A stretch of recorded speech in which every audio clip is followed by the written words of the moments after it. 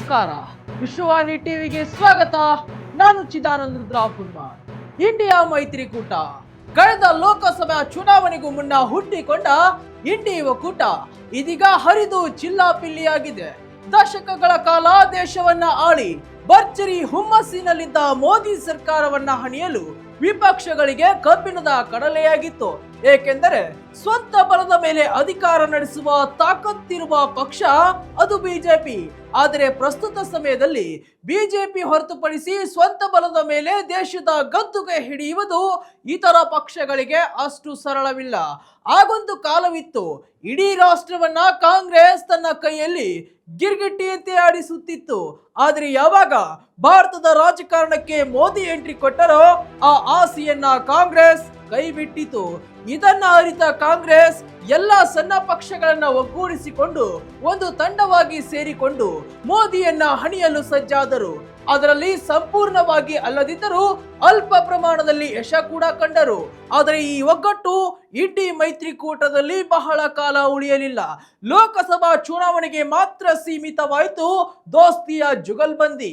ಅದಾದ ನಂತರ ಒಂದೊಂದೇ ಮಿತ್ರ ಪಕ್ಷಗಳು ಇಂಡಿ ಮೈತ್ರಿಕೂಟದಿಂದ ಹೊರಬರಲು ಶುರು ಮಾಡಿದವು.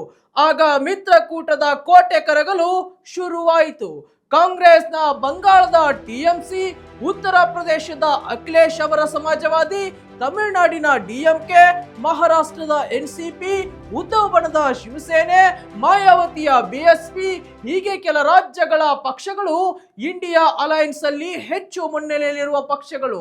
ಇದರ ಹೊರತಾಗಿಯೂ ಸುಮಾರು 25ಕ್ಕಿಂತ ಹೆಚ್ಚಿನ ಸಣ್ಣ ಪುಟ್ಟ ಪ್ರಾದೇಶಿಕ ಪಕ್ಷಗಳು ಇಂಡಿಯಾ ಮೈತ್ರಿಕೂಟಕ್ಕೆ ಜೈ ಎಂದಿದ್ದರು.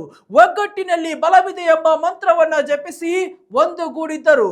ಬಿಜೆಪಿ ವಿರುದ್ಧ ಸಮರ ಸಾರಿ ಮುನ್ನುಗ್ಗಿ ಮಣಿಸುವ ಶಪಥ ಮಾಡಿದ್ದರು. ಆದ್ರೆ ಇದೀಗ ಇಂಡಿ ಒಕ್ಕೂಟದ ದೊಡ್ಡಮನೆಯಿಂದ ಒಂದೊಂದೇ ಪಕ್ಷಗಳು ಕಾಲ್ಕಿತ್ತುತ್ತಿವೆ. ಮೊದಲಿಗರಾಗಿ ಬಂಗಾಳ ಸಿಎಂ ದೀದಿ ಪಕ್ಷ ಟಿಎಂಸಿ, ನಂತರ ಅರವಿಂದ್ ಕೇಜ್ರಿವಾಲ್ ಅವರ ಆಮ್ ಆದ್ಮಿ ಪಾರ್ಟಿ, ಹೀಗೆ ಒಂದೊಂದೇ ಪಕ್ಷದ ನಾಯಕರು ಮೈತ್ರಿಕೂಟದಿಂದ ಆಚೆ ಬರುತ್ತಿದ್ದಾರೆ. ಮತ್ತೊಂದು ಕಡೆ ಉದ್ಧವ್ ಬಣದ ಶಿವಸೇನೆ ಕೂಡ ಕಾಂಗ್ರೆಸ್ ನಡೆಯ ಬಗ್ಗೆ ಪದೇ ಪದೇ ಬೇಸರ ಹೊರಹಾಕುತ್ತಿದ್ದಾರೆ. ಇದೆಲ್ಲದಕ್ಕೂ ಮುಖ್ಯ ಕಾರಣ ಕಾಂಗ್ರೆಸ್ನ ಕೆಲ ವಿಚಾರಗಳಲ್ಲಿ ಮತ್ತು ಬೇರೆ ರಾಜ್ಯಗಳ ಚುನಾವಣೆಯ ಸೀಟು ಹಂಚಿಕೆಯಲ್ಲಿ ಮೂಗು ತೋರಿಸುವುದು ಮತ್ತು ರಾಹುಲ್ ಗಾಂಧಿಯವರ ನಾಯಕತ್ವವನ್ನ ಒಪ್ಪಿಕೊಳ್ಳದಿರುವುದು ಮತ್ತು ಹಲವಾರು ಕಾಂಗ್ರೆಸ್ ಮೇಲೆ ಮುನಿಸಿಕೊಂಡು ಒಂದೊಂದೇ ಪಕ್ಷಗಳು ಮೈತ್ರಿಕೂಟದಿಂದ ಹೊರಬರುತ್ತಿವೆ. ಇನ್ನು ಕೇಂದ್ರದಲ್ಲಿ ಇಂಡಿ ಮೈತ್ರಿಕೂಟಕ್ಕೆ ದೊಡ್ಡ ಮಟ್ಟದ ಬೆಂಬಲ ಇರುವುದು ಅದು ಉತ್ತರ ಪ್ರದೇಶದ ಅಖಿಲೇಶ್ ಯಾದವ್ ಅವರ ಸಮಾಜವಾದಿ ಪಾರ್ಟಿ. ಆದರೆ ಇಲ್ಲಿಯೂ ಕೂಡ ಸಮಾಜವಾದಿ ಪಾರ್ಟಿಯನ್ನ ಸರಿಯಾಗಿ ನಡೆಸಿಕೊಳ್ಳುತ್ತಿಲ್ಲ ಎಂಬುದು ಇವರ ವಾದ. ಇನ್ನು ದೆಹಲಿ ಚುನಾವಣೆ ನಡೆಯುತ್ತಿದೆ. ಇಲ್ಲಿ ಸಮಾಜವಾದಿ ಪಾರ್ಟಿ ಕಾಂಗ್ರೆಸ್ಗೆ ಬೆಂಬಲ ಸೂಚಿಸದೆ ಆಮ್ ಆದ್ಮಿ ಪಾರ್ಟಿಗೆ ಬೆಂಬಲ ಕೊಟ್ಟಿದೆ. ಇದನ್ನ ಕೂಡ ಗಮನಿಸಿದ್ರೆ ಒಂದು ವೇಳೆ ದೆಹಲಿ ಚುನಾವಣೆಯಲ್ಲಿ ಕಾಂಗ್ರೆಸ್ ಅಧಿಕಾರಕ್ಕೆ ಬರಲಿಲ್ಲವೆಂದರೆ ಸಮಾಜವಾದಿ ಪಾರ್ಟಿ ಕೂಡ ಕಾಂಗ್ರೆಸ್ನಿಂದ ಆಚೆ ಬರಲಿದೆ ಎಂದು ಹೇಳಲಾಗುತ್ತಿದೆ.